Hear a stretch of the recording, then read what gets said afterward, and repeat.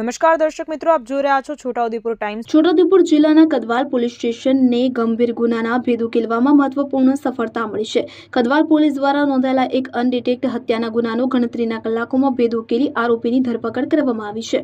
મળતી માહિતી મુજબ કદવાલ પોલીસ સ્ટેશનમાં BNS કલમ 103(1) તથા GP એક્ટ કલમ 135 હેઠળ હત્યાનો ગુનો નોંધવામાં આવ્યો હતો।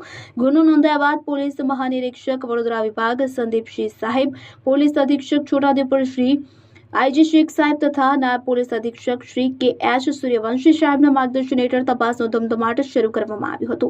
PI RG જાડેજાના નેતૃત્વમાં અલગ અલગ ટીમો બનાવી તપાસ હાથ ધરવામાં આવી હતી। હ્યુમન સોર્સ અને ટેકનિકલ રિસર્ચના આધારે પોલીસને મહત્વની માહિતી મળી હતી કે કંડા ઠાકોર ફળિયામાં રહેતી મીનાબેન વિક્રમસિંહ પરમારની હત્યા તેમના જ કુટુંબી સુરેન્દ્રસિંહ જુવાનસિંહ પરમાર દ્વારા કરવામાં આવી હતી। પોલીસે મળેલી માહિતીના આધારે ઝડપી કાર્યવાહી કરી આરોપી સુરેન્દ્રસિંહ જુવાનસિંહ પરમાર, ઉંમર વર્ષ 45, રહેવાસી કંડા ઠાકોર ફળિયા, તાલુકો કદવાલ, જિલ્લો છોટાઉદેપુરને ગણતરીના કલાકોમાં ઝડપી પાડી કાયદેસરની કાર્યવાહી હાથ ધરી છે। નિશાંત ચૌહાણ, છોટાઉદેપુર।